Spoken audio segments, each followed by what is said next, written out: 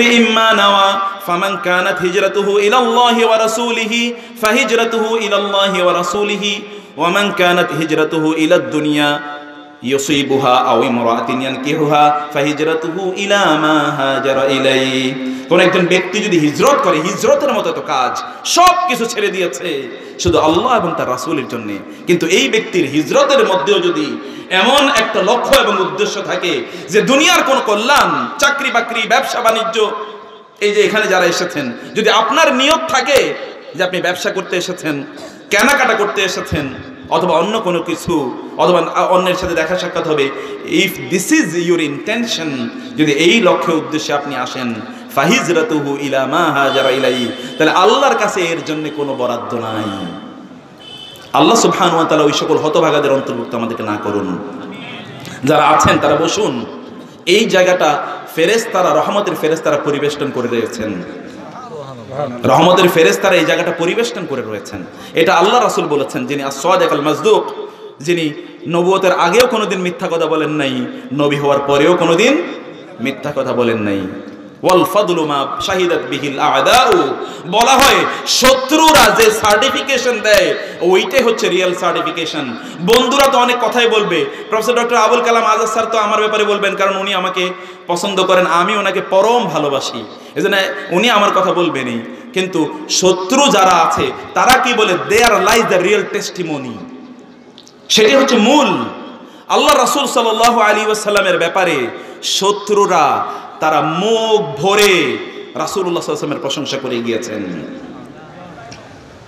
যখন Indian subcontinent ব্রিটিশদের কাছ থেকে যখন স্বাধীন হয়, সেপারেশন ইন 1947, প্রথম স্বাধীনতা 1947 সনে যখন হয়, সেই সময় তৎকালীন ব্রিটিশ ইন্দিরা গান্ধীকে, তৎকালীন ব্রিটিশ গান্ধীজিকে লক্ষ্য করে জার্নালিস্টরা, তৎকালীন ইন্ডিয়ান গান্ধীজিকে লক্ষ্য করে জার্নালিস্টরা বলল যে অন্যদিকে ওই পাকিস্তান, তাদের তো কোরআন বা হাদিস আছে, ওইটা দিয়ে তারা তাদের দেশ চালাতে পারবে, কিন্তু আপনি আপনার দেশ কি দিয়ে চালাবেন?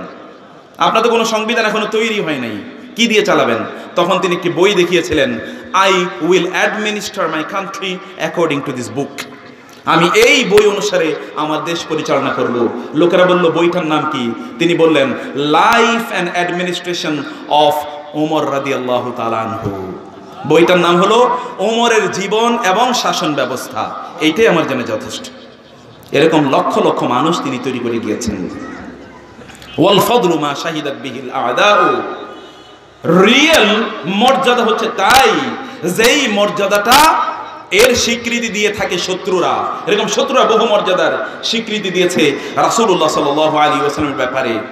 আমি যে কথা বলছিলাম, যায়েনব বিনতে জাহাশ রাদিয়াল্লাহু তাআলা আনহা, আল্লাহ সুবহানাহু ওয়া তাআলা কোরআনে উল্লেখ করলেন, ফালা ওয়া রাব্বিকা লা ইউমিনুনা হাত্তা ইউহাক্কিমুকা ফীমা শাজারা বাইনাহুম সুম্মা লা ইয়াজিদু ফী আনফুসিহিম হারাজাম মিম্মা কাদাইতা ওয়া ইউসাল্লিমু তাসলিমা।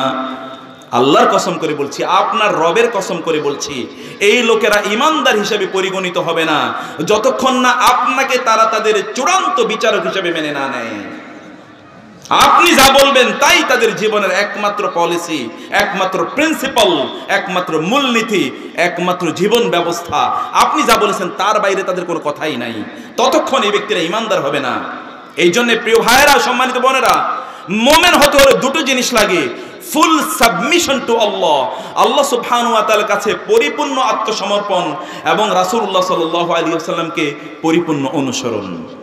এই দুটি হচ্ছে ঈমান। এই দুটোর উপর ইসলামের ব্যবস্থা নিহিত, ইসলামের গোটা লাইফস্টাইল নিহিত এর মধ্যেই। আল্লাহ সুবহানাহু ওয়া তাআলা বললেন, আপনি যদি তাদের একমাত্র বিচারক না হন, ওরা যদি আপনাকেই জিজ্ঞেস না করে অথবা আপনার হাদিস এবং সুন্নাহকে জিজ্ঞেস না করে যে এই ব্যাপারে আমার কি করা উচিত, তাইলে তারা ঈমানদারই নয়। এটা কে বলছেন? আল্লাহ বলছেন। এখন কি রাসূল আছে বলেন তো? এখন আমরা কি জিজ্ঞেস করতে হবে? কোরআন এবং সুন্নাহকে জিজ্ঞেস করতে হবে যে রাসূলুল্লাহ সাল্লাল্লাহু আলাইহি ওয়াসাল্লাম কি বলেছেন, অথবা আমার করণীয় কি। যায়েনব বিনতে জাহাশকে গিয়ে তিনি বললেন, ইয়া যায়েনব, আমি আমার পালক পুত্র, তখনও পালক পুত্রের বিষয়টা না বললে আমরা বুঝতে পারবো না, কিন্তু পালক পুত্রের ব্যাপারের মধ্যে নিষিদ্ধতা জারি হয়ে গেছে যে না, কাউকে পালক পুত্র নেওয়া যায় না, এটা হারাম, পালক পুত্র নেওয়া যায় না। কিন্তু তার পালক পিতৃ হিসেবে যাকে তিনি নিয়েছিলেন যায়েদ বিন হারেসার কাছে, আমি তোমাকে বিয়ে দিতে চাই। জায়নাব বিনতে জাহাশ বলেন, লাস্তু বিনাকিহি ইয়া রাসূলুল্লাহ, আমি তাকে বিয়ে করতে পারবো না। জায়নাব বিনতে জাহাশ কুরাইশদের শ্রেষ্ঠতম নারী, অসাধারণ সুন্দরী, বহু লোক তাকে বিয়ে করার জন্য প্রস্তাব দিয়েছে। আর বিয়ে তার রাসূল তাকে এমন একজনের কাছে বিয়ে দিতে চান কিছুদিন আগেও যিনি কৃতদাস ছিলেন, অন্যদিকে তিনি নিগ্রো এবং তার বাবা মা অন্য দেশে থাকেন, তিনি রাসূলের ঘরে লালিত পালিত হয়েছেন। রাসূল তাকে বাজার থেকে, তার স্ত্রী খাদিজা তাকে বাজার থেকে কিনে নিয়ে এসেছেন। আবার নিগ্রো, দেখতে অত সুন্দর না, তার কাছে জায়নাব বিনতে জাহাশের বিয়ে। এর মধ্যে তিনি বলছিলেন, ইয়া রাসূলুল্লাহ, আমি পারবো না। রাসূল বলেন, আমি আপনাকে বলছি বিয়ে করার জন্য। তিনি বললেন, ইয়া রাসূলুল্লাহ, আমি তাইলে আমার নিজকে একটু প্রশ্ন করে দেখি, আমার নিজের সাথে একটু বোঝাপড়া করে দেখি, একটু বোঝাপড়া করে দেখি যে এটা করবো কিনা। এই আলোচনা যখন চলছিল তখনই কোরআন আয়াত নাজিল হলো, ফালা ওয়া রাব্বিকা লা ইউমিনুন, আপনার রবের কসম করে বলছি এরা তো ঈমানদার হিসেবে পরিগণিতই হবে না যদি না তারা আপনাকে সকল ক্ষেত্রে একমাত্র বিচারক হিসেবে মেনে না নেয়। জায়নাব বিনতে জাহাশ গিয়ে বলেন, ইয়া রাসূলুল্লাহ, আতারদিহি আন উনকিহা, আপনি কি চান আমি তাকে বিয়ে করি? বলে, হ্যাঁ, আমি তো তাই বলেছি। ইয়া রাসূলুল্লাহ, যেই ব্যাপারে আপনি সন্তুষ্ট ওই ব্যাপারে আমার দ্বিতীয় কোনো মত নাই, আমার কোনো দ্বিতীয় বক্তব্য নাই। প্রিয় ভাইরা, এটা আপনারা বুঝতে পারবেন না, নারীদেরকে জিজ্ঞেস করে দেখুন, what sort of sacrifice this is, এটা কত বড় ত্যাগ, কত বড় ত্যাগ যে তিনি এমন একজনকে বিয়ে করেছেন। এটা একমাত্র কারণ হচ্ছে আল্লাহ রাসূল সাল্লাল্লাহু আলাইহি ওয়াসাল্লামের নির্দেশ। রাসূলের কথা শুনে লোকদের মাঝে এরকম প্রতিক্রিয়া তৈরি হয়েছে। হেরাক্লিয়াস, এর কথা বলছি, হেরাক্লিয়াস তৎকালীন রোমান সম্রাট, ইলিয়াতে ছিলেন আবু সুফিয়ান। আবু সুফিয়ানের কাছে হেরাক্লিয়াস, হেরাকল বলা হয় বুখারীর ভাষায়, এবং আল ওয়াকিদী অনেকেই হাদিস উল্লেখ করেছেন। হেরাক্লিয়াস, হেরাকল, তিনি সংবাদ পাঠালেন আবু সুফিয়ানকে একটু ডেকে নিয়ে আসো। আবু সুফিয়ান এবং তার সাথীরা, তারা ব্যবসা করতে গিয়েছিলেন সিরিয়াতে, তাকে ডেকে নিয়ে আসা হলো। এবং হেরাক্লিয়াস তার দুভাষী ট্রান্সলেটর তাকে বলল যে ওনাকে জিজ্ঞেস করো যে এদের মধ্যে আইয়ুহুম আকরাবু নাসাবান বিহাদার রাজুলিল্লাযী ইয়াদঈ আন্নাহু নাবিয়্যুন, যিনি দাবি করছেন মক্কায় যে তিনি নবী, ওই ব্যক্তির সাথে বংশের দিক থেকে কে অনেক বেশি নিকটবর্তী, একটু জিজ্ঞেস করো। আবু সুফিয়ান ওই তরজমান অর্থাৎ ট্রান্সলেটর দোভাষীকে বলেন আমিও কুরাইশ বংশের লোক, উনিও কুরাইশ বংশের লোক। ঠিক আছে, উনি এবং তার সাথে যারা বন্ধু বান্ধব এখানে ব্যবসা করতে এসেছে তাদের প্রত্যেকে ডাকো, তাদেরকে বলো তারা তার পাশে বসুক, আমি তাকে কিছু প্রশ্ন করব, এই প্রশ্নের উত্তর যদি আবু সুফিয়ান ঠিক মতো না দেয় তাইলে এরা যাতে বলে যে আবু সুফিয়ান এটা মিথ্যা কথা বলেছে। আবু সুফিয়ান বলল, তিনি পরে হাদিসটি বর্ণনা করছেন যে আমার সেই দিন যদি এই ভয় না থাকতো যে আমার বন্ধুরা যদি বলে ফেলে ফট করে যে না আবু সুফিয়ান মিথ্যা কথা বলেছে, তাহলে তো আমার কি হয়, প্রেস্টিজ পাঞ্চার্ড, আমাদের তাহলে প্রেস্টিজ সব শেষ। এই জন্যে আমি সেই দিন কোনো মিথ্যা কথা বলিনি। আমাকে প্রথমেই হেরাক্লিয়াস জিজ্ঞেস করলো, আচ্ছা তুমি যে ব্যক্তির কথা বলছো, এই যে তোমরা যার কথা বলছো মুহাম্মদ, আচ্ছা তার বংশটা কেমন তোমাদের মধ্যে? বলো উনি তো শ্রেষ্ঠতম উন্নত বংশের মানুষ। আচ্ছা 2 নম্বর প্রশ্ন হচ্ছে তার বংশের মধ্যে আগে কি কেউ নবী এসেছে? বলে না, তাও নবী আসে নাই। তোমাকে 3 নম্বর প্রশ্ন করছি দোভাষীর মাধ্যমে, তোমাকে 3 নম্বর প্রশ্ন করছি,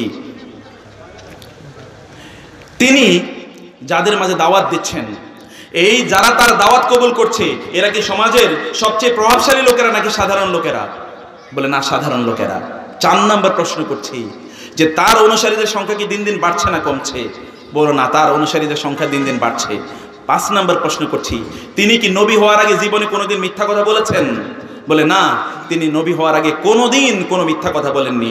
আরো কয়েকটি প্রশ্ন করলেন। প্রশ্ন করার পর এইবার তিনি বললেন তার দুভাষীকে যে আবু সুফিয়ানকে বলো, আবু সুফিয়ানকে আমি এতগুলো প্রশ্ন করেছিলাম, আবু সুফিয়ান এই প্রশ্নগুলোর এই উত্তর দিয়েছে, আমি তাকে এই প্রশ্ন করেছি, সে এই উত্তর দিয়েছে। আমি তাকে বলেছি যে তার বংশে কি কেউ কোনোদিন নবুয়ত দাবি করেছে?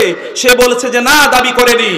যদি মুহাম্মাদের বংশে আগে কেউ নবুয়ত দাবি করত, তাহলে আমি ভাবতাম যে ওই সিলসিলায় আজকে মুহাম্মদও নবুয়ত দাবি করেছে। এইটা যেহেতু দাবি করেনি, তাহলে আমার বিশ্বাস মুহাম্মদ যা বলছে সত্য। 2 নম্বরে তুমি বলেছো মুহাম্মাদের অনুসারীরা তারা সাধারণ মানুষ, যুগ যুগ ধরে নবীদের অনুসারীরা ছিল সাধারণ মানুষ। 3 নম্বরে তোমাকে প্রশ্ন করেছিলাম তার অনুসারীদের সংখ্যা কি বাড়ছে না কমছে? তুমি বলেছো বাড়ছে। যুগ যুগ ধরে সত্য নবী যারা তাদের অনুসারীদের সংখ্যা বেড়েছিল। আমি সর্বশেষ বলেছি তোমাকে যে তিনি কি আগে কোনোদিন মিথ্যা কথা বলেছে? তুমি বলেছো না, কোনোদিন মিথ্যা কথা বলেনি।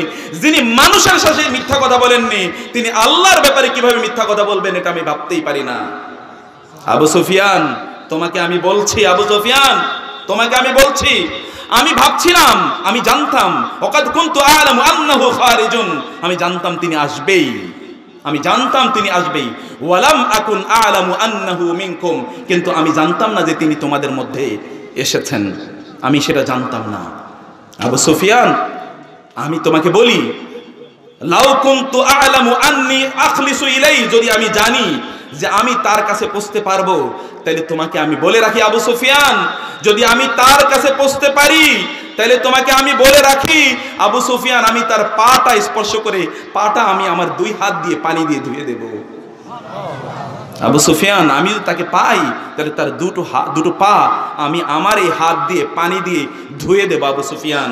এবং তোমাকে বলে রাখলাম, যদি তিনি সত্যকার, তুমি যা বলেছো তা সত্য হয়ে যায়, তাহলে আমার এই যে পায়ের নিচের জায়গাটা, কোনো একদিন তিনি আমার এই পায়ের নিচের জায়গাটা দখল করে নেবেন। এবং তাই হয়েছে। সামান্য কিছু কথা আল্লাহ রাসূলের ব্যাপারে শুনেছে, কিন্তু এই ব্যক্তিদের মাঝে প্রতিক্রিয়া দেখুন। কাব বিন মালিক রাদিয়াল্লাহু তাআলা আনহু, তাবুকের যুদ্ধে সকল সাহাবায়ে কেরাম অংশগ্রহণ করেছেন। অনেকেই অংশগ্রহণ, 3 জন তারা, ওয়ালা সালাসাতিল্লাযীনা খুল্লিফু হাত্তা ইযা দাকাত আলাইহিমুল আরদু বিমা রাহুবাত, 3 জন, যে 3 জন তারা এই তাবুকের যুদ্ধে অংশগ্রহণ করেনি, আরো অনেকেই অংশগ্রহণ করেনি। কিন্তু তার মধ্যে কাব বিন মালিক রাদিয়াল্লাহু তাআলা, বিখ্যাত ঘটনা, বুখারী খুলে দেখেন যে সেখানে কি আছে। কাব বিন মালিক রাদিয়াল্লাহু তাআলা আনহু, তিনি, অন্য সাহাবীরা সকলে চলে গেলেন, তিনি প্রচন্ড গরমের সিজন, বহু দূরে যেতে হবে, সেই কোথায় তাবুক, বহু দূর দূরান্তে যেতে হবে। তিনি বললেন আচ্ছা 2 দিন পরে যাব, 2 দিন পরে যাব। এর মধ্যে তার আর যাওয়া হয়নি। রাসূল যখন ফিরে আসলেন, মুনাফিকরা তারা গিয়ে রাসূলের কাছে মিথ্যা অজুহাত তুলে ধরে বলল, আমি এই কারণে যেতে পারিনি, ওই কারণে যেতে পারিনি। কিন্তু রাসূলুল্লাহ সাল্লাল্লাহু আলাইহি ওয়াসাল্লাম তাদের ব্যাপারে কিছুই বলেন নাই। কিছুক্ষণ পর কাব বিন মালিক চিন্তা করলেন, আমি কি অন্যদের মতো মিথ্যা কথা বলবো? নো, আমি তো মিথ্যা কথা বলতে পারি না। আমি মিথ্যা যদি বলি, হতে পারে যে আল্লাহ সুবহানাহু ওয়া তাআলা এই কথা রাসূলকে জানিয়ে দেবেন, তাইলে তো আমার সব মর্যাদা শেষ হয়ে যাবে। এই জন্য আমি কোনো মিথ্যা বলবো না, আমি বরং রাসূলুল্লাহ সাল্লাল্লাহু আলাইহি ওয়াসাল্লামকে গিয়ে সত্যটা বলবো।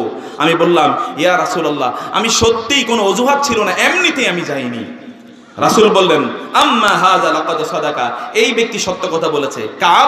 কাব সত্য কথা বলেছে, কোনো সমস্যা নাই। তবে কাব, তোমার ব্যাপারে আল্লাহ ফয়সালা দেবে, আমি জানি না তোমার ব্যাপারে কি হবে। কাব সেখান থেকে চলে গেলেন। এর মধ্যে কাবের কাছে সংবাদ আসলো, আরো 2 জন, মুরারা বিন রাবিআ এবং হেলাল নামক এই আরো 2 জন সাহাবী, এরা 2 জন, টোটাল এই 3 জনের অবস্থা একই রকম। রাসূলুল্লাহ সাল্লাল্লাহু আলাইহি ওয়াসাল্লাম ঘোষণা দিয়ে দিলেন, এই সাহাবীদের সাথে এখন থেকে কেউ কথা বলবে না, যতক্ষণ না আল্লাহর পক্ষ থেকে এদের ব্যাপারে ফয়সালা আসে। কেউ এদের সাথে কথা বলবে না, কোনো লেনদেন নাই। শুধু তাই না, তাদের স্ত্রীদের সাথেও তাদের কোনো দেখা সাক্ষাৎ হবে না, তাদের কোনো মেলামেশা হবে না। এগুলো তারা রাসূল সিদ্ধান্ত দিয়ে দিলেন। এখন কাব রাদিয়াল্লাহু তাআলা বলেন, আমার 2 বন্ধু, তারা মসজিদে যায় না, এখন ঘরে বসে বসে তারা প্রতিদিন কান্না করে, আহারে কি করবে। কিন্তু আমি প্রতিদিন মসজিদে যাই, আমি রাসূলের পাশে সালাত আদায় করি। মসজিদে ঢুকলে আমি রাসূলকে সালাম দেই, এবং সালাম দেওয়ার পর আমি তার 2টো ঠোঁটের দিকে তাকানোর চেষ্টা করি, ঠোঁটগুলোকে একটু নড়লো, সালামে কি তিনি উত্তর দিলেন। কিন্তু আল্লাহর কসম, আমি কোনোদিন ঠোঁটটাকে নড়তে দেখিনি, ঠোঁট নড়েনি, তার মানে তিনি সালামের উত্তর দিচ্ছেন না। আমি নামাজে তার পাশে দাঁড়াতাম এবং আর চোখে তার দিকে তাকাতাম, তাকিয়ে দেখতাম তিনিও আমার দিকে তাকিয়ে আছেন। আমি যখন তাকাতাম, চোখটা তিনি ফিরিয়ে ফেলতেন। আমি বুঝতাম আল্লাহর রাসূল তিনিও কষ্ট পাচ্ছেন, কিন্তু আল্লাহর নির্দেশ না আসা পর্যন্ত কিছুই করণীয় নাই। এভাবে অনেক দিন গত হয়ে গেল। আমি চলে গেলাম আমার অত্যন্ত প্রিয় বন্ধু চাচাতো ভাই আবু কাতাদা এর বাসায়। তার কাছে গেলাম, তার কাছে গিয়ে তাকে আমি সালাম দিলাম, কিন্তু আবু কাতাদা সালামের উত্তর দেয় না। সর্বনাশ! আমার বন্ধু, ভাবলাম অন্যরা কথা বলবে না, কিন্তু প্রিয়তম বন্ধুও কথা বলবে না, এটা কেমন কথা হলো? আবু কাতাদাকে আমি বললাম, আনশুদুকা বিল্লাহ, আবু কাতাদা আল্লাহর কসম করে বলছি, তুমি কি জানো না আমি আল্লাহ এবং আল্লাহ রাসূলকে আমার জীবনের চেয়ে বেশি ভালোবাসি? তুমি কি এটা জানো না? তুমি তো জানো, আমাকে চেনো। আবু কাতাদা কোনো উত্তর দেয় নাই। আমি আবু কাতাদাকে দ্বিতীয়বার জিজ্ঞেস করলাম, আবু কাতাদা, আল্লাহর কসম করে বলি, তুমি বলো, তুমি কি জানো না আমি আল্লাহর রাসূলকে আমার জীবনের চেয়ে বেশি ভালোবাসি? আবু কাতাদা উত্তর দেয় না। তৃতীয়বারও যখন আমি ওকে বললাম, সেই উত্তর দিল না। আমি ভাবলাম, হায় রে, গোটা দুনিয়া আমার জন্য সংকীর্ণ হয়ে গিয়েছে। দোকানে কেউ কথা বলে না, বাজারে কেউ কথা বলে না, অন্যরা সালাম নেয় না। ঘটনা কি? হাত্তা দাকাত আলাইনাল আরদু বিমা রাহুবাত, গোটা দুনিয়া আমাদের জন্য সংকীর্ণ হয়ে পড়েছে। করণীয় কি? এইভাবে 40 দিন অতিক্রান্ত হয়ে গিয়েছে। এর মধ্যে গাসসান থেকে একজন লোক, 2-3 জন লোক তারা আসলো। বাজারে গিয়ে তারা আমাকে খুঁজছে। কেউ একজন বলল ওই দিকে তাকে পাওয়া যাবে। তারা আমার কাছে আসলো একটা চিঠি নিয়ে। গাসসানের অধিপতি, তার সেখানকার কিং, রাজা, একটা চিঠি পাঠালো যে, শুনেছি তোমাদের নবী তোমাকে প্রত্যাখ্যান করেছে, আমি তোমাকে সাদরে আহ্বান জানাতে চাই, তুমি আমার দলভুক্ত হও, তোমাদের নবীর বিরুদ্ধে তোমাকে নিয়ে আমি যুদ্ধ করব। বলে, এই কথা শোনার পর আমার হৃদয়টা একটা মুসর দিয়ে উঠলো। বলে কি এই লোক? আমি সেই চিঠিটা টুকরো টুকরো করে ছিন্ন বিচ্ছিন্ন করে ফেললাম। এটা হতেই পারে না, এটা হতেই পারে না। আমি চেষ্টা করতে থাকলাম, করণীয় কি, ভাবার চেষ্টা করলাম কোনো সলিউশন আছে কিনা, আসে কিনা। 50তম দিন ফজরের সালাত আমি আদায় করলাম, দেখি কোনো কথা নাই। আমি আমার বাড়ির ছাদে উঠলাম, সিদ্ধান্ত নিলাম আত্মহত্যা করা ছাড়া কোনো উপায় নাই। কেউ কথা বলে না, এটা কেমন জীবন, আমি আত্মহত্যা করব। এমন সময় শুনি দিক বিদিক উচ্চকিত করে কে যেন চিৎকার করে বলছে, ইয়া মালিক, ইয়া কাব আবশির, হে কাব বিন মালিক, তুমি সুসংবাদ নাও, সুসংবাদ নাও। আমি বুঝতে পারলাম আল্লাহর পক্ষ থেকে সুসংবাদ চলে এসেছে। আমি তাকিয়ে দেখলাম চারিদিকে লোকেরা দৌড়াচ্ছে, কেউ এই দিকে দৌড়াচ্ছে, কেউ ওই দিকে দৌড়াচ্ছে, কেউ পাহাড়ের উপর উঠে বলছে কাবকে মাফ করে দেওয়া হয়েছে। কেউ তার ঘোড়ায় ছুটে দৌড়ে বিভিন্ন জনের বাসায় কাছে গিয়ে বলছে কাবকে মাফ করে দেওয়া হয়েছে, কাবকে মাফ করে দেওয়া হয়েছে। আমি দ্রুত চলে গেলাম মসজিদে। আমি গিয়ে দেখলাম রাসূলের চেহারাটা পূর্ণিমার চাঁদের মতো জ্বলজ্বল করছে। এতদিন ওই চেহারার মধ্যে আমি হাসি দেখিনি, আমি দেখেছি পূর্ণিমার চাঁদের মতো জ্বলজ্বল করছে। রাসূল যখন খুশি থাকতেন তখন চেহারাটা মনে হয় জ্বলজ্বল করে। আমি বললাম, ইয়া রাসূলুল্লাহ।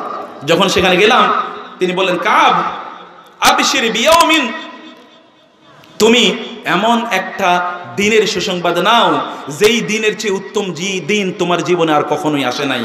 তোমার জীবনের শ্রেষ্ঠতম দিন, এই দিনের তুমি সুসংবাদ নাও, আল্লাহ তোমাকে ক্ষমা করে দিয়েছেন।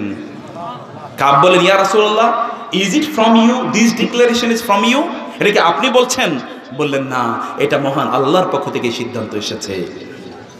প্রিয় ভাইরা, সামান্যতম একটা যুদ্ধে শুধু অংশগ্রহণ করেন নাই, একটা মিথ্যা কথা বললেই সমস্যার সমাধান হয়ে যেত। কিন্তু এদের মাঝে আল্লাহ রাসূলকে অনুসরণের স্পৃহা, রাসূলুল্লাহ সাল্লাল্লাহু আলাইহি ওয়াসাল্লামকে অনুকরণের স্পৃহা এদের মাঝে কেমন ছিল? সোনালী জাতি, সোনালী পুরুষ, সোনালী মানুষ ছিলেন এরা। এইরকম মানুষে নিজেকে পরিণত করা দরকার। আল্লাহ সুবহানাহু ওয়া তাআলা কোরআন আয়াত নাযিল করলেন, মান যাল্লাযী ইউকরিদুল্লাহা কারদান হাসানান ফায়ুদাইফুহু লাহু আদআফান কাসীরা। এমন কে আছে যে আল্লাহ সুবহানাহু ওয়া তাআলাকে একটু কর্জে হাসানা দেবে, আল্লাহ সুবহানাহু ওয়া তাআলা এটাকে বহু গুণে বাড়িয়ে দেবেন। আবু দাহদা আয়াতটি শুনলেন, বুখারীর হাদিস। আবু দাহদা রাদিয়াল্লাহু তাআলা আনহু তিনি গিয়ে বলেন, ইয়া রাসূলুল্লাহ, সত্যি আল্লাহ সুবহানাহু ওয়া তাআলা কর্জ চাচ্ছেন আমার কাছে, আমাদের কাছে কর্জ চাচ্ছেন? বলে, হ্যাঁ, কর্জ চাচ্ছেন তো, এই যে আয়াত। তিনি বলেন, ইয়া রাসূলুল্লাহ, আপনি জানেন মদিনার সবচেয়ে দামি খেজুরের বাগানটি হলো আমার, আমি ওই বাগানটি আল্লাহ সুবহানাহু ওয়া তাআলাকে দিয়ে দিলাম। তিনি এবার এই কথা বলেই তিনি চলে গেলেন। ওই বাগানে তিনি, তার স্ত্রী এবং তার সন্তানরা থাকতেন। প্রায় 600 গাছ, খেজুরের গাছ। যারা মদিনায় গিয়েছেন দেখেছেন খেজুর গাছের বাগান অত্যন্ত মূল্যবান, ওগুলো ছাড়ার কোনো খাবারই নাই মদিনায়। তিনি সেখানে গিয়ে বাগানে আর ঢুকেন নাই, বাগানের বাইরে থেকে বললেন ইয়া উম্মুদ দাহদা, হে উম্মুদ দাহদা। উম্মুদ দাহদা ঘর থেকে বের হয়ে বললেন আবু দাহদা কি হয়েছে? বলো বের হয়ে যাও, তোমার ছেলে মেয়েদেরকে আমি এই বাগান অলরেডি আল্লাহকে দিয়ে দিয়েছি, অলরেডি আল্লাহকে এই বাগান আমি দিয়ে দিয়েছি। উম্মুদ দাহদা কি বলা উচিত আপনাদের কি মনে হয়? বলো কি পাগল হয়ে গেছে নাকি? পাবনায় না লাগবে নাকি তোমারে? তুমি কি বলো আমি কোথায় যাব, আমার বাচ্চাদেরকে কি খাওয়াবো? উম্মুদ দাহদা বললেন আপনি তো খুব ভালো একটা ব্যবসা করেছেন, আল্লাহ আপনার ব্যবসার মধ্যে বরকত দান করুন।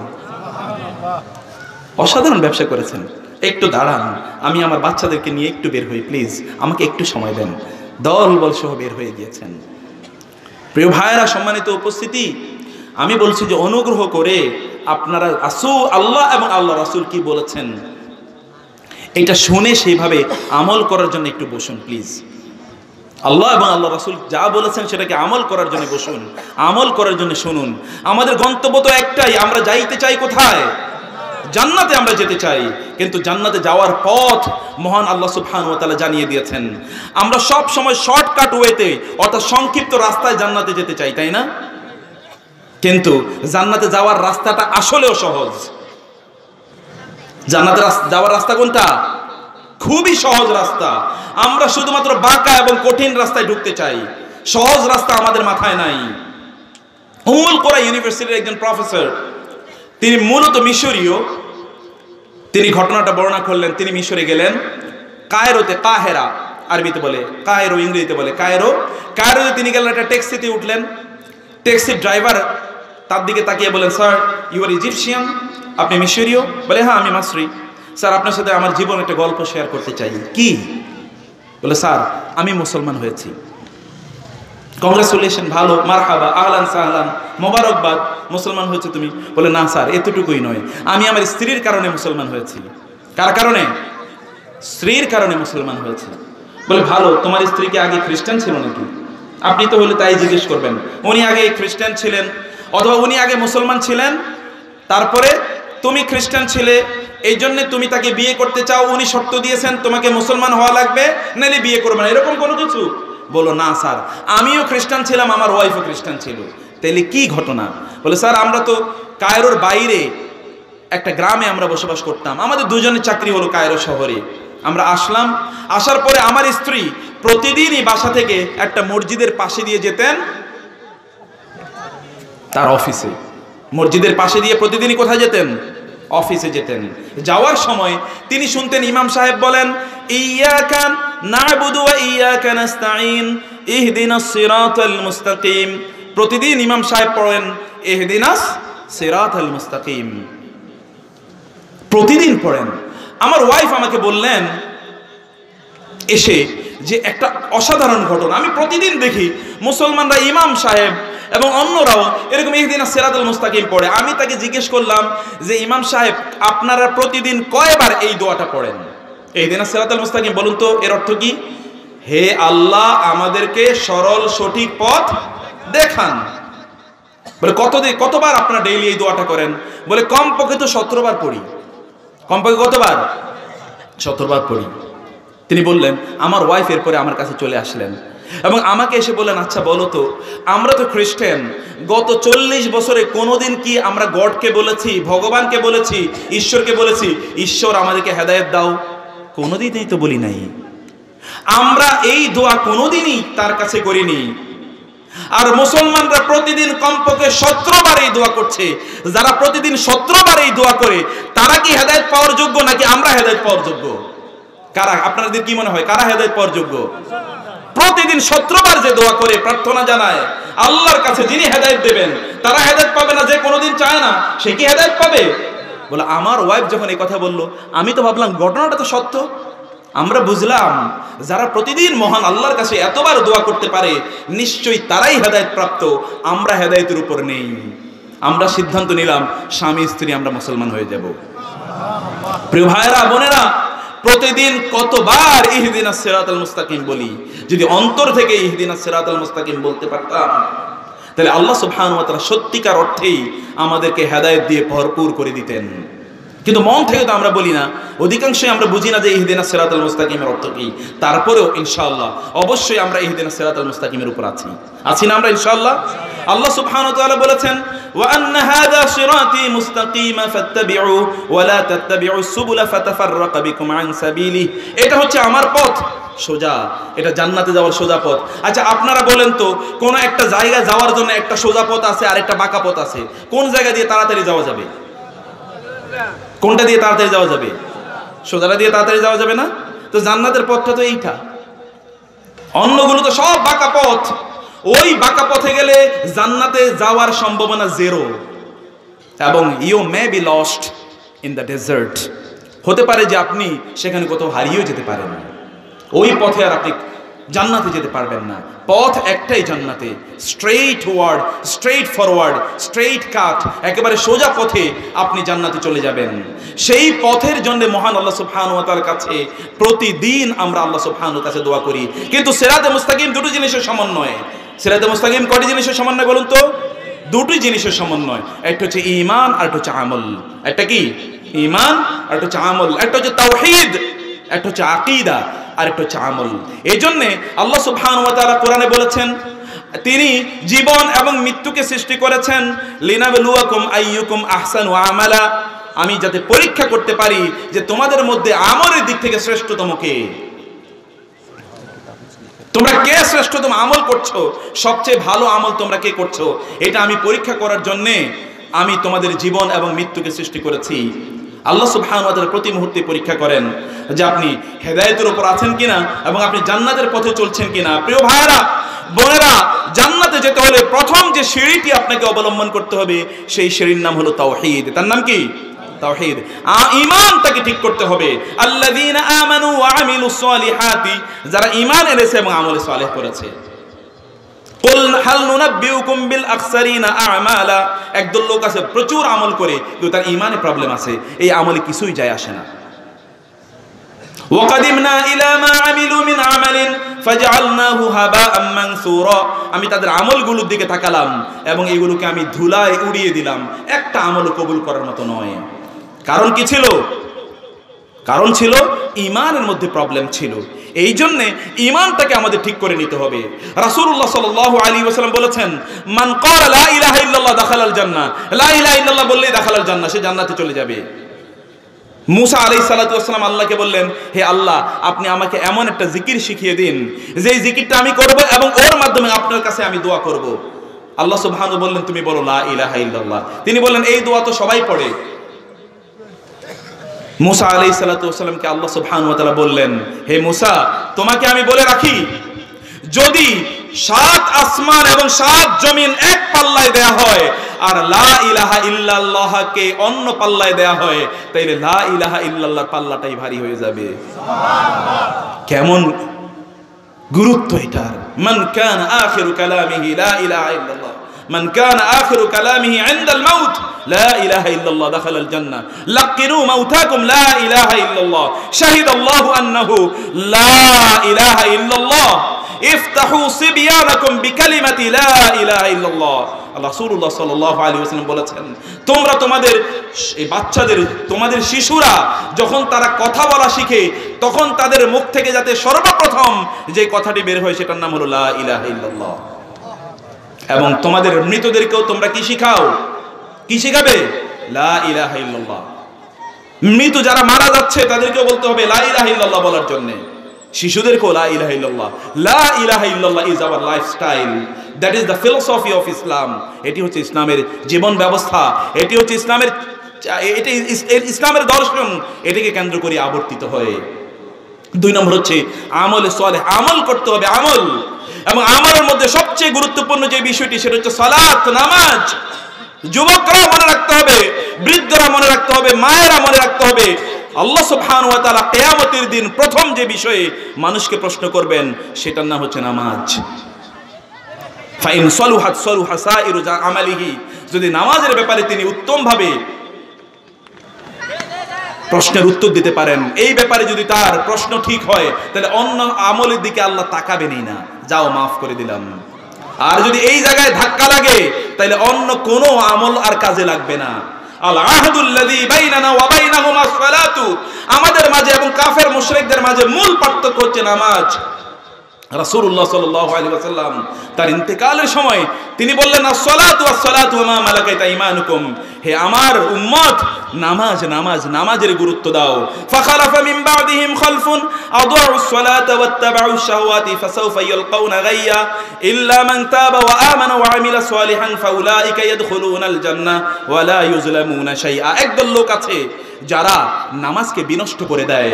রাসূলুল্লাহ সাল্লাল্লাহু আলাইহি ওয়াসাল্লাম বলেছেন, আউয়ালু মা ইয়াফকুদুনা, আমার উম্মার মধ্যে তারা প্রথম যে জিনিসটা হারাবে এটাকে বলা হয় আমানত।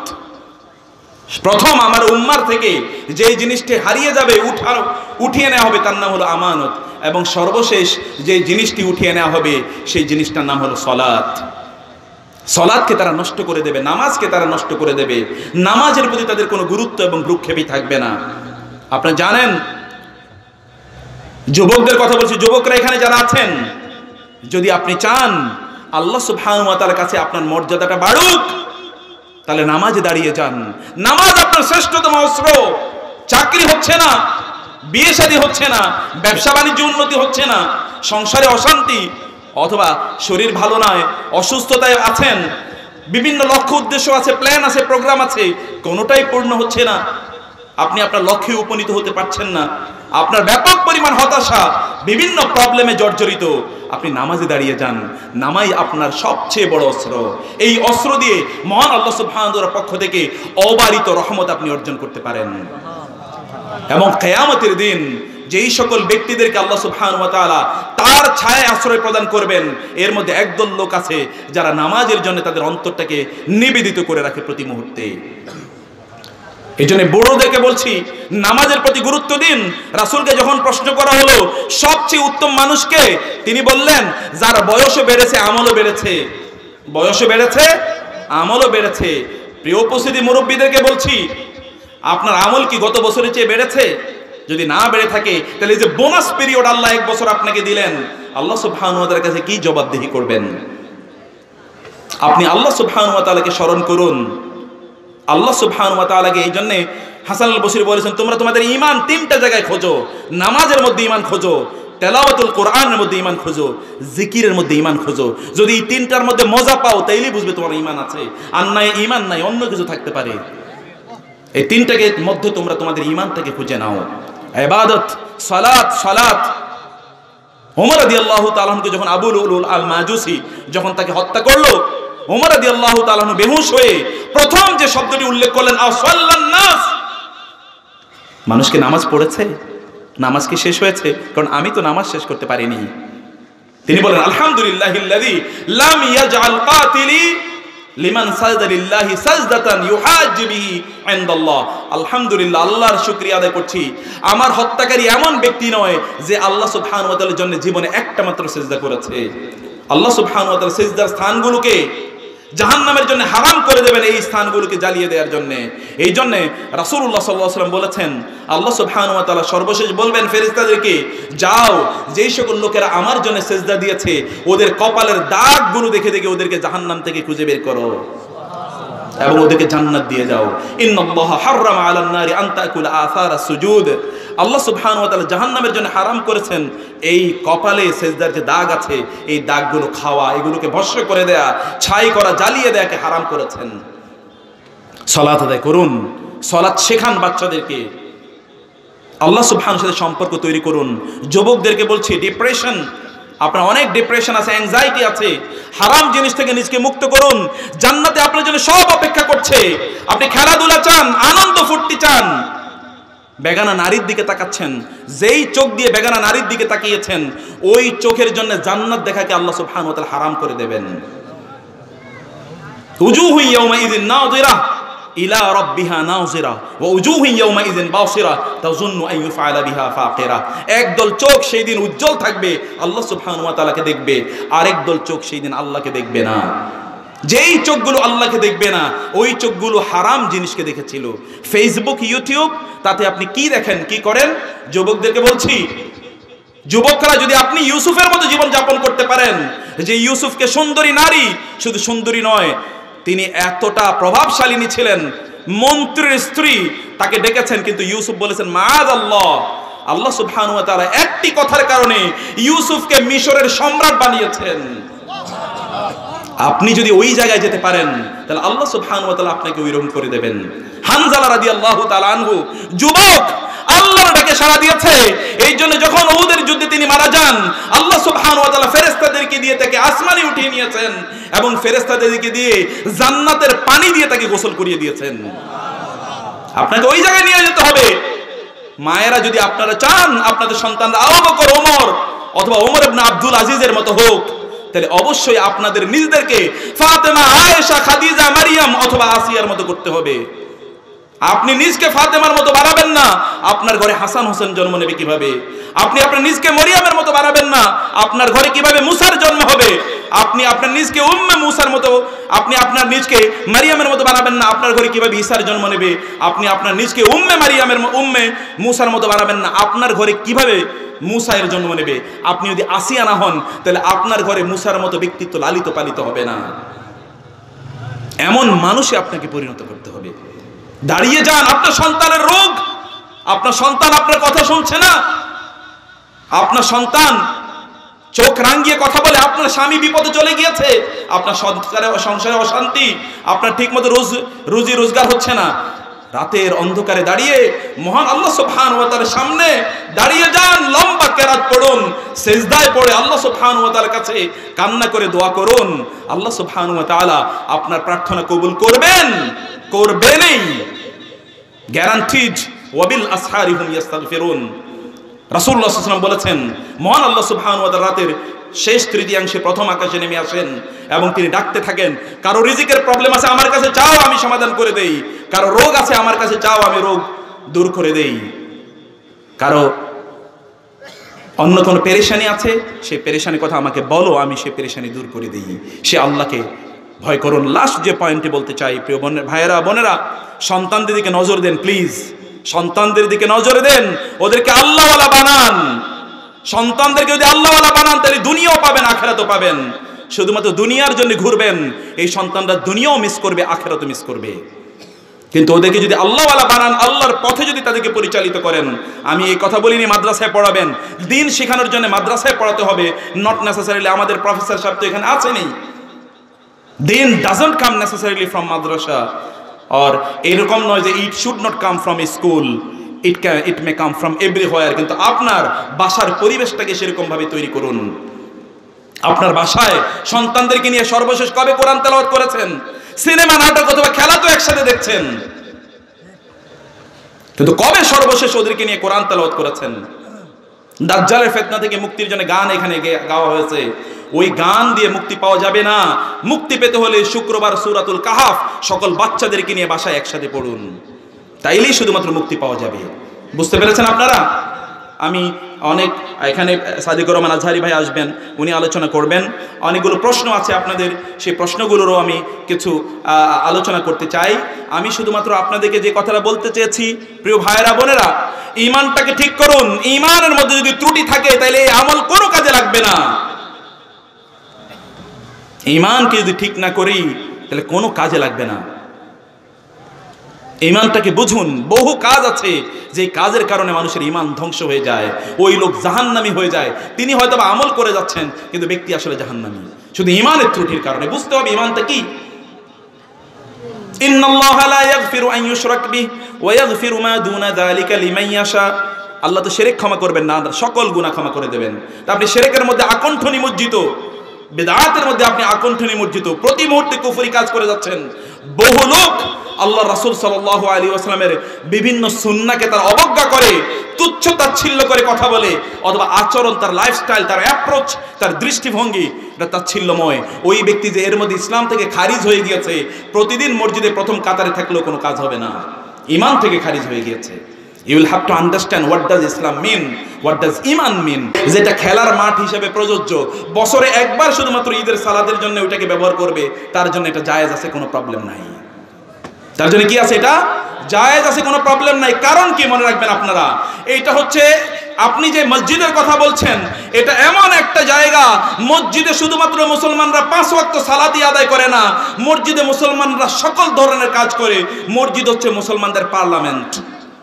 আপনারা শুধুমাত্র মসজিদকে বানাইছেন 5 ওয়াক্ত নামাজ, এরপরে এটা বন্ধ থাকবে আর এটা কোনোদিন খোলা হবে না, আবার নামাজের সময় এটা খোলা হবে। অথচ এখানে বিয়ে শাদী হওয়ার কথা ছিল। সমাজের যত বিচার আচারগুলো, সকল বিচার আচারগুলো যদি মসজিদে হতো, তাহলে কি 2 নম্বর বিচার হতে পারতে বলেন তো আপনারা? সেই জন্য মসজিদগুলোকে এরকম বানান, বাচ্চাদেরকে মসজিদে নিয়ে আসুন, এরকম আলোচনার সেশন মসজিদে করুন। সমাজের যত ধরনের প্রবলেম আছে সকল প্রবলেম মসজিদে আলোচনা করুন, তাইলে দেখবেন যে এমনিতে সমাধান হয়ে যাবে। মসজিদ ভিত্তিক সমাজ ব্যবস্থা। আপনি যদি বাংলাদেশের বাইরে, এই পূর্বে যদি যান মালয়েশিয়া, ইন্দোনেশিয়াতে, আর যদি পশ্চিমে যান, প্রত্যেকটা দেশে আপনি গিয়ে দেখবেন সব জায়গায় মসজিদগুলো একটা কমিউনিটি সেন্টার।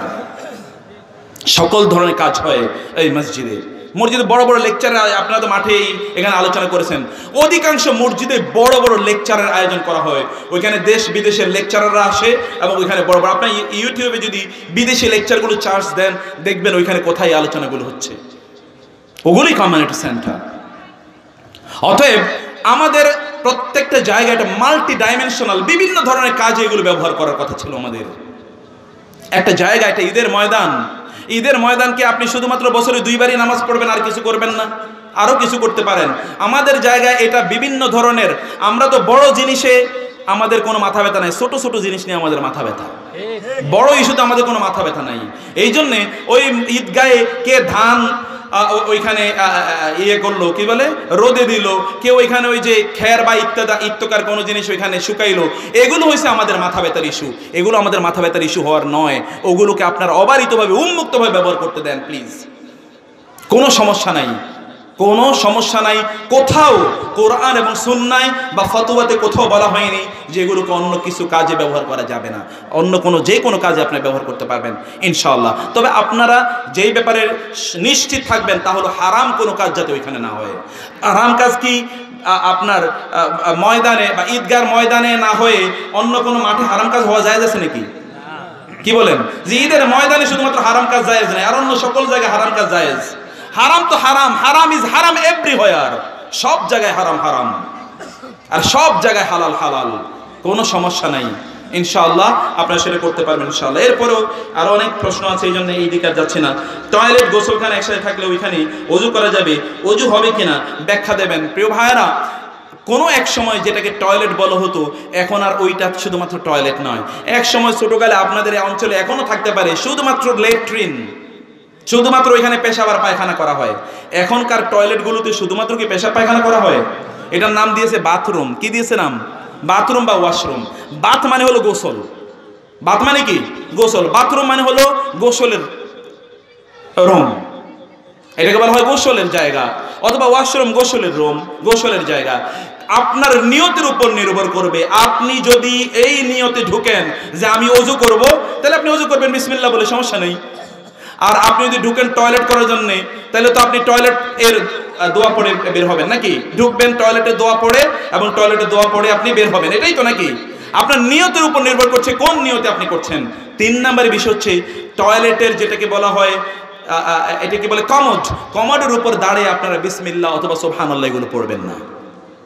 কমোডের উপর দাঁড়িয়ে করবেন না, এতটুকু করবেন। আর 4 নম্বর, যদি আপনাদের জন্য সম্ভব হয়, দেখবেন যে বিভিন্ন জায়গাগুলো পাওয়া যায় যেখানে কমোড আছে, কমোড এবং এবং এবং যেখানে গোসল করেন, এই দুইটার মধ্যখানে একটা আলাদা কাপড়ের ব্যবস্থা করে দেবেন যদি সম্ভব হয়।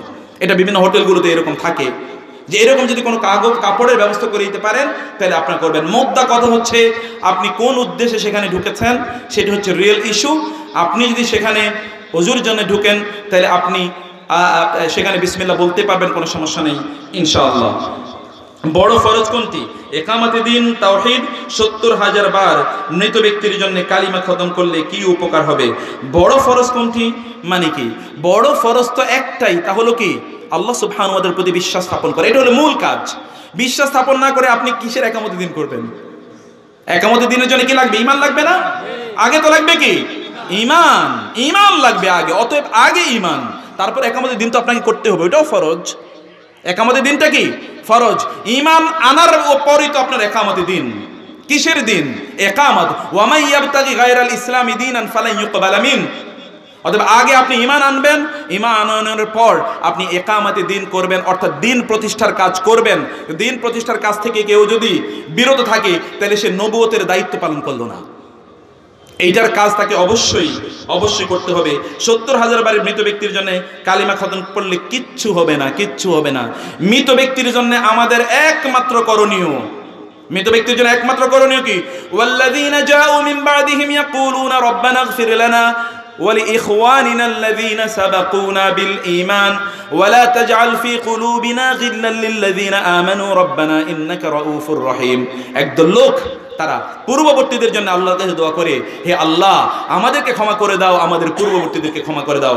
ওয়াকুর রব্বিগফির ওয়ারহাম আনতা খায়রুর রাহিমিন রব্বিগফিরলি ওয়া লিওয়ালিদাইয়া ওয়া লিল মুমিনিনা ইয়াওমা ইয়াকুমুল হিসাব। এইভাবে দোয়া করতে হয়। রাসূল সাল্লাল্লাহু আলাইহি ওয়াসাল্লাম বলেছেন, কোন মানুষ যদি মারা যায় তার আমল নামা বন্ধ হয়ে যায়, তিনটা রাস্তা শুধুমাত্র খোলা থাকে। একটা হলো কি? আও ওয়ালাদিন সালিহিন ইয়াদউ লাহ, কোন যদি এমন কোন নেককার দিনদার সন্তান রেখে যায় যে সন্তানরা তার জন্য দোয়া করে। অতএব একটাই কাজ, তা হলো দোয়া করা। 2 নম্বর আরেকটা কাজ বৈধ সিদ্ধ, তা হলো তাদের জন্য দান সাদাকা করা। তাই জন্য কি করা? দান সাদাকা করা। এর বাইরে কোনো জিনিস নাই। আপনারা ওইখানে ওই কবরের পাশে গিয়ে 1000 কোটি বার কোরআন তেলাওয়াত করলেও কিছু যায় আসে না। আপনি যদি সেখানে তার জন্য শুধুমাত্র দোয়া করেন তাইলেই এটা কবুল হবে, এবং এটা কবুলের গ্যারান্টি আছে, আর কোনটা কবুলের গ্যারান্টি নেই। অতএব সেইটাই শুধুমাত্র আপনারা করবেন। আগেই আমরা বলেছি আমলটা যাতে কোরআন এবং সুন্নাহ অনুসারে হয়। কোরআন এবং সুন্নাহ অনুসারে আমল না হলে ওইটার আমল না, ওইটা আল্লাহ ধুলায় উড়িয়ে দেবেন, আল্লাহ সুবহানাহু ওয়া তাআলা বলছেন। অতএব সেটা আপনারা করবেন। হুজুর কিছু টাকা অথবা স্বর্ণ পাওয়া গেলে এগুলো কোনো খোঁজ পাওয়া গেল না, এখন এগুলো কি করব? এগুলো আপনারা দান সাদাকা করে দেবেন। নিয়ত করবেন না যে আপনি সওয়াব পাবেন, দান সাদাকা করে দেবেন। যার এগুলো তিনি এটা কি করবেন? তিনি সওয়াব পেয়ে যাবেন। আর আপনি হতে পারে আল্লাহ যদি অনুগ্রহ করে আপনাকে সওয়াব দেন তাহলে দিতে পারেন। কিন্তু আমাদের প্রশ্ন অন্য জায়গায়। প্রশ্ন হলো যেটা পড়ে আছে ওটা আপনি ধরলেন কেন? আপনি তো ধরার পরই গুনাহ শুরু হয়ে গেছে। ধরার পরই কি হয়েছে? গুনাহ শুরু হয়ে গেছে, এবং চুরির গুনাহ শুরু হয়ে গেল। আপনাকে ওটা ধরতে বলছে কি? আপনি তো ধরবেন না ওইটা। আপনি যদি না ধরেন তাহলে তো 6 মাস পরে আমি আমার জিনিস ওইখানে খুঁজে পাবো। কেউ যদি না ধরে তাহলে খুঁজে পাবে কিনা? আমাদের তো ওই সংস্কৃতি তৈরি করতে হবে। আমাদের কি করতে হবে? ওই সংস্কৃতি তৈরি করতে হবে। মুসলমানরা এমন একটা জাতি ছিল, তার সামনে এরকম কোটি কোটি পড়ে আছে, সে দেখেনি। কিন্তু এখন এমন একটা জাতি হয়েছে আমরা, যে কিছু পড়ে থাকা লাগে না, আরেকজনের পকেট থেকে টাইনে নিয়ে যাই। আল্লাহ সুবহানাহু ওয়া তাআলা আমাদেরকে ক্ষমা করুন। কেউ যদি নামাজ পড়া অবস্থায় অনিচ্ছাকৃত মুখ দিয়ে অশালীন কথা বলে আসে, এটা শয়তানের ওয়াসওয়াসা হয়। তা থেকে মুক্তির উপায় কি? মুক্তির অনেকগুলো উপায় আছে প্রিয় ভাইরা। প্রথমত হচ্ছে, তিনি যদি তার মুখে দিয়ে যদি এমন কোনো কথা আসে তাহলে তিনি নামাজই বাদ, তার নামাজ কি হয়ে গেছে? বাদ হয়ে গেছে। তিনি আউযু বিল্লাহি মিনাশ শাইতানির রাজিম এটা পড়বেন, 1 নম্বর কথা। আবার নতুন করে তিনি সালাত শুরু করবেন। আর যদি মুখ দিয়ে বের হয়নি বটে, কিন্তু এই জাতীয় কথাগুলো তার মনে এসেছে, এই জাতীয় কথা কি এসেছে? মনে এসেছে, তাহলে তিনি কি করবেন? তিনি তার বাম দিকে আউযু বিল্লাহি মিনাশ শাইতানির রাজিম এটা 3 বার বলে তিনি কি করবেন? বাম দিকে 3 বার থু থু থু, এই থু করার মতো করে তিনি থু থু করবেন, থুতু ফেলবেন না, তাহলে তো বামের লোকের গায়ে থুতু পড়বে। টেলিভিশনের সামনে দাঁড়িয়ে আপনি নামাজ পড়তেছেন, একটু আওয়াজও দিয়ে রাখছেন, কারণ কখন যে 6 পিটায়, কখন যে 4 পিটায়, আবার কখন যে ক্রিকেটের মানে ওই যে ব্যাট কখন যে আউট হয়, সব কিছু আপনি ফিল করতেছেন, নামাজও করতেছেন, কোনোটাই ছাড়তেছেন না। এটা কার নামাজ? এটা শয়তানের নামাজ। তাইলে মনোযোগ থাকবে কিভাবে? নামাজ পড়ার আগে আপনি আপনার মোবাইলটাকে সাইলেন্ট করে নামাজ শুরু করেছেন কিনা তাও তো দেখা দরকার। অনেকে আছে নামাজ পড়ার আগে মোবাইলটাকে এরকম উপরের দিকে দিয়ে রাখে, কে ফোন করলো ওইটাও দেখতে চায়, নামাজের মধ্যেই দেখতে চায় যে কে ফোন করলো। কিভাবে তার মনোযোগ থাকবে বলেন? মনোযোগ থাকার জন্য কাজ করা লাগে, নামাজে অনেকক্ষণ আগে যাওয়া লাগে, দৌড় দিয়ে আপনি নামাজে, অনেকেই যেটা করে জামাত দেখেছে তিনি রুকুতে ধরার জন্য দৌড় দিয়ে গিয়েছেন, কি করার জন্য? রুকু ধরার জন্য দৌড় দিয়ে গিয়েছেন। ওই ব্যক্তি দৌড় দিয়ে গিয়ে তার নামাজটাকে বরবাদ করে দিয়েছেন। তার দায়িত্ব ছিল আলাইকুম বিসাকিনাতি ওয়াল ওয়াকার, ধীর স্থির ভাবে আল্লাহর সামনে তার দাঁড়ানোর দরকার ছিল। এগুলো তো নাই। আলী রাদিয়াল্লাহু তাআলা নামাজে দাঁড়ানোর আগে ওযু করার সময় চেহারা লাল হয়ে যেত। লোকেরা প্রশ্ন করতো কি ব্যাপার, আগেই চেহারা লাল হয় কেন? তিনি বলতেন যে তুমি কি জানো কার সামনে দাঁড়াতে যাচ্ছি? আল্লাহর সামনে দাঁড়াতে যাচ্ছি, আমার চেহারা তো লাল হবেই, আমি তো ভয়ে কম্পমান। সেই জন্য প্রিপারেশন কামস ফার্স্ট। আপনি নামাজে দাঁড়াবেন সবচেয়ে নোংরা জামা কাপড়টা নিয়ে। ছেলেদেরকে যখন প্রশ্ন করা হয় যে তুমি নামাজ পড়বা না, কয় প্যান্ট খারাপ। আমি বলি তাইলে এত দামি প্যান্ট পরা তোমার দরকার কি? তাড়াতাড়ি এটা ফালাও। তুমি এটা কেমন মানুষ যে তুমি এটা নোংরা ময়লা এবং খারাপ প্যান্ট নিয়ে তুমি বসে আছো? আরেকজনের জিজ্ঞেস করা হয়েছে তুমি নামাজ পড়ো না কেন? বলে এই হুজুরের আমার পছন্দ হয় না, এই জন্য নামাজ পড়ি। মানে নামাজ না পড়ার জন্য তার হাজার হাজার অজুহাত, অন্য কোনো কারণ নেই। সালাতের জন্য প্রিপারেশন নিয়ে সুন্দর জামা কাপড় পরে একটু পারফিউম ব্যবহার করে আল্লাহ সুবহানাহু ওয়া তাআলার সামনে দাঁড়াবেন, এমনিতেই দেখবেন মনোযোগ তৈরি হয়ে যাবে ইনশাআল্লাহ। কেউ যদি নামাজ পড়া অবস্থা অনিচ্ছাকৃত বুক দিয়ে এটা বলে ফেলেছে আমরা, কেউ যদি একটি কবিরা গুনাহ বারবার করে কিন্তু প্রত্যেকবারই কবিরা গুনাহ করার পর লোকটি অনুতপ্ত হয়, এই গুনাহ থেকে মুক্তির উপায় কি? রাসূলুল্লাহ সাল্লাল্লাহু আলাইহি ওয়াসাল্লাম এর সমাধান দিয়ে দিয়েছেন। সহিহ হাদিস শেষে কোন একজন ব্যক্তি এসে বলেন, ইয়া রাসূলুল্লাহ, আমি যদি গুনাহ করি তাহলে কি করব? বলে তাওবা করো। তাওবা করলে কি হবে? আল্লাহ গুনাহ মাফ করে দেবেন। আবার যদি গুনাহ করি কি করবে? তাওবা করো। তাওবা করলে কি হবে? আল্লাহ গুনাহ মাফ করে দেবেন। আবার যদি গুনাহ করি কি হবে? তাওবা করবা। তাওবা করলে আল্লাহ গুনাহ মাফ করে দেবেন। আবার যদি গুনাহ করি তাওবা করবা। তাওবা করলে কি হবে? আল্লাহ গুনাহ মাফ করে দেবেন। আবার যদি গুনাহ করি, এমন এক সময় আল্লাহ বিরক্ত হয়ে বলবেন, যা তোর আর গুনাহই লিখলাম না, যা তোর আর গুনাহই আমি লিখলাম না, যা করার কর, তোর আমলনামা আমি এমনি সওয়াব দিয়ে পূর্ণ করে দিলাম। সম্ভব না তার কাছে? সম্ভব।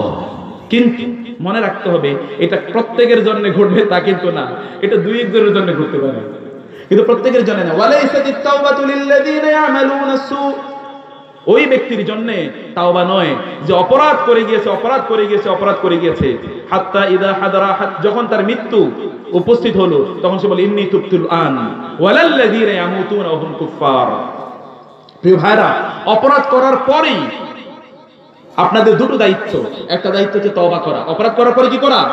তওবা করা। দুই নম্বর কাজটা হলো ওয়াতবিইস সাইয়্যাতাল হাসানাতা তামহুহা, একটা ভালো কাজ করবেন। এছাড়াও আল্লাহ সুসংবাদ দিয়েছেন, একজন সাহাবী তিনি একটা অনৈতিক কাজ করেছেন, করার পর একটা খারাপ কাজ করেছেন, করার পরে তিনি রাসূলের কাছে দৌড়ে আসলেন। আসার পরে রাসূলুল্লাহ সাল্লাল্লাহু আলাইহি ওয়াসাল্লাম তাকে বললেন, তিনি বললেন, ইয়া রাসূল, আমি তো অন্যায় করেছি, খারাপ কাজ করেছি। রাসূলুল্লাহ সাল্লাল্লাহু আলাইহি ওয়াসাল্লাম তখন তাকে বললেন যে তুমি তওবা করেছো? করেছি। আচ্ছা তুমি কি 5 ওয়াক্ত নামাজ পড়ি? তিনি বললেন, ইন্নাল হাসানাতি ইউযহিবনাস সাইয়্যাত, তুমি তাহলে নামাজ পড়তে থাকো, আল্লাহ সব গুনাহ মাফ করে দেবেন। ইবাদত গুলো করতে থাকুন, ইবাদত করলে এমনিতেই ইনশাআল্লাহ আল্লাহ সুবহানাহু ওয়া তাআলা গুনাহ মাফ করে দেবেন। ইবাদত গুলো করুন। আবু তাবিল নামক একজন সাহাবী, বৃদ্ধ, আপনারা বৃদ্ধরা যারা এখানে আছেন হতাশ হওয়ার কোনো কারণ নাই। তিনি আসলেন এবং এসে বললেন, ইয়া রাসূলুল্লাহ, গোটা জীবন ধরে বহু অপরাধ করেছি, আল্লাহ কি আমাকে ক্ষমা করে দেবেন? তিনি বললেন যে এখন থেকে ভালো কাজ করেন, তাহলে আল্লাহ ক্ষমা করে দেবেন। তিনি বললেন, সত্যি অতীতে সব গুনাহ মাফ? বলে হ্যাঁ, সব গুনাহ মাফ। এই সাহাবী এই কথা শোনার পর তিনি বলে উঠলেন, আল্লাহু আকবার, এবং আল্লাহু আকবার, আল্লাহু আকবার, আল্লাহু আকবার বলতে বলতে তিনি চলে যাচ্ছিলেন। সাহাবায়ে কেরামরা বললেন, যতক্ষণ পর্যন্ত আমরা তাকে দেখেছি ততক্ষণ পর্যন্ত শুনলাম উনি শুধু বলছেন আল্লাহু আকবার, আল্লাহু আকবার, আল্লাহু আকবার। অবাক, আল্লাহ সব গুনাহ মাফ করে দেবেন আমার। আল্লাহ সুবহানাহু কাছে তওবা করতে পারলে আল্লাহ সুবহানাহু ওয়া তাআলা অবশ্যই সব মাফ করে দেবেন। যদি 4 রাকাত অথবা 3 রাকাত বিশিষ্ট নামাজের মধ্যে যথাক্রমে 3 রাকাত বা 2 রাকাত নামাজ ছুটে যায়, ছুটে যাওয়া নামাজ আদায় করার নিয়ম কি? ছুটে যাওয়া নামাজ আদায় করার জন্য আপনার যদি 3 রাকাত বিশিষ্ট নামাজের মধ্যে যথাক্রমে 3 রাকাত বা 2 রাকাত নামাজ ছুটে যায়, যদি এমন হয় যে আপনার 2 রাকাত ছুটে গেছে, যেমন মাগরিবেরও তো 3 রাকাত, আর তো কোথাও 3 রাকাত নাই, 3 রাকাতের যদি 2 রাকাত ছুটে যায়, তাহলে আপনাকে মূল নীতি রাখতে হবে যে আপনি প্রথম থেকে শুরু করছেন, মানে যেগুলো আপনি মিস করছেন ওই ধারাবাহিকতায় আপনি কি করবেন? আদায় করবেন। যেমন ধরেন 3 রাকাতের মধ্যে আপনি যেই 2 রাকাত মিস করেছেন ওই 2 রাকাতে সূরা মিলানো হয় না, কি বলেন? তাহলে আপনি 2 রাকাত সূরা মিলাবেন, 1 নম্বর কথা। 2 নম্বর কথা হলো আপনি কয় রাকাত পরে বসতেন বলেন তো? কয় রাকাত পরে বসতেন? 2 রাকাত পরে। ইমামের সাথে পড়ছেন কয় রাকাত? 1 রাকাত। আর 1 রাকাত পরে বসবেন, তাহলে 2 রাকাত পরে বসা হলো, আর 1 রাকাত বাকি আছে, 1 রাকাত আবার পড়বেন। আপনি বলবেন বৈঠকে তাহলে 3টা হইল, হোক, তাতে কোনো সমস্যা নেই। This is the system, you will have to follow it. এটি হলো সিস্টেম। যদি 3 রাকাত হয়, যে আপনি 4 রাকাতের নামাজে 3 রাকাত আপনি পাননি, তাহলে ওই একই সিস্টেমে যেই 3 রাকাত আপনি পাননি সেই 3 রাকাতের অরিজিনাল অবস্থাটা কি? 2 রাকাতে সূরা মিলাতে হতো আর 1 রাকাতে সূরা মিলাতে হতো না। আপনি পেয়েছেন কোন রাকাত? যেই রাকাতে সূরা মিলাতে হয়নি। তাহলে আপনি তো 2 রাকাত এমন পাননি যেই 2 রাকাতে সূরা মিলাতে হতো।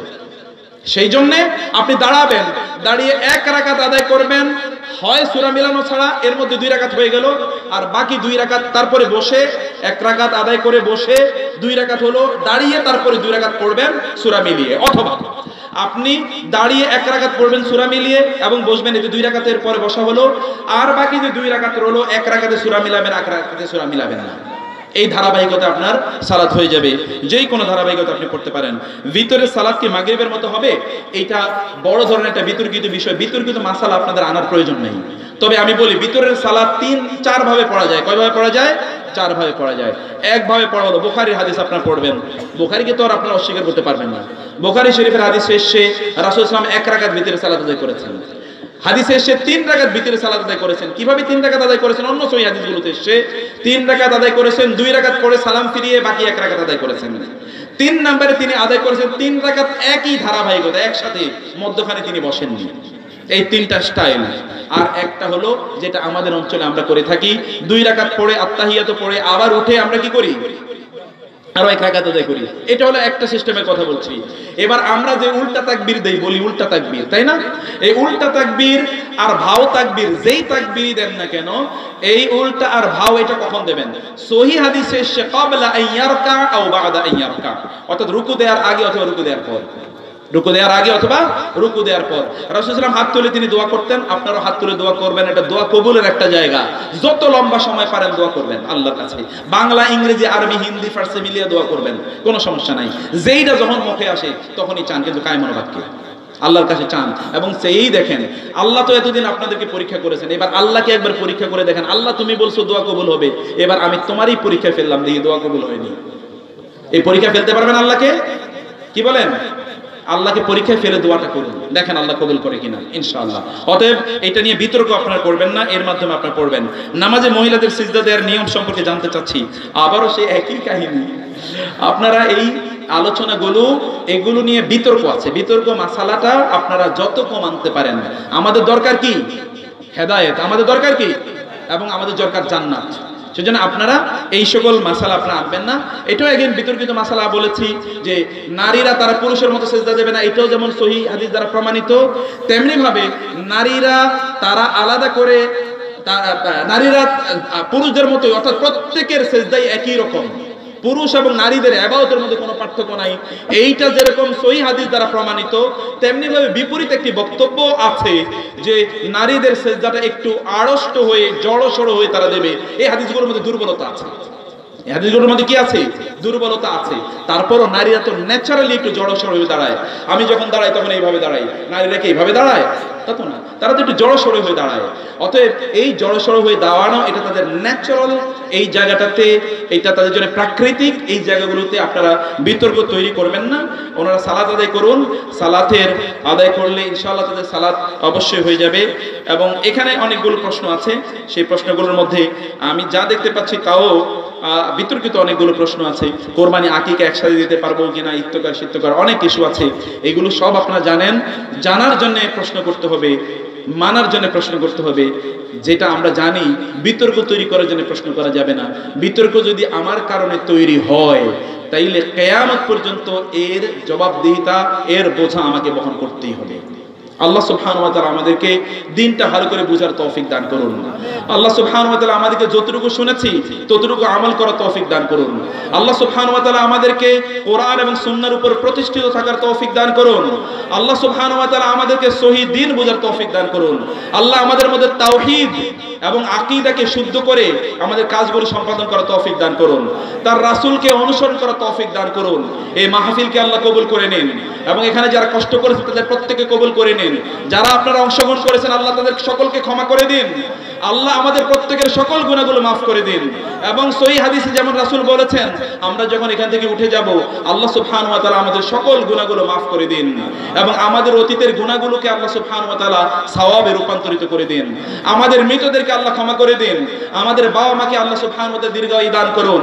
আমাদের সন্তান সন্ততিকে আল্লাহ কবুল করে নিন। আমাদের স্বামী স্ত্রীদেরকে আল্লাহ সুবহানাহু ওয়া তাআলা দিনদার বানান। আল্লাহ সুবহানাহু ওয়া তাআলা আমাদেরকে হকের উপর থাকার তৌফিক দান করুন। হাদা ওয়া সাল্লাল্লাহু সুবহানাহু ওয়া তাআলা আলা নবিয়িনা মুহাম্মদ ওয়া আলা আলিহি ওয়া সাহবিহি আজমাইন। সুবহানাকা আল্লাহুম্মা ওয়া বিহামদিক, আশহাদু আল লা ইলাহা ইল্লা আনতা, আস্তাগফিরুকা ওয়া আতুবু ইলাইক। ওয়া আসসালামু আলাইকুম ওয়া রাহমাতুল্লাহি ওয়া বারাকাতুহু।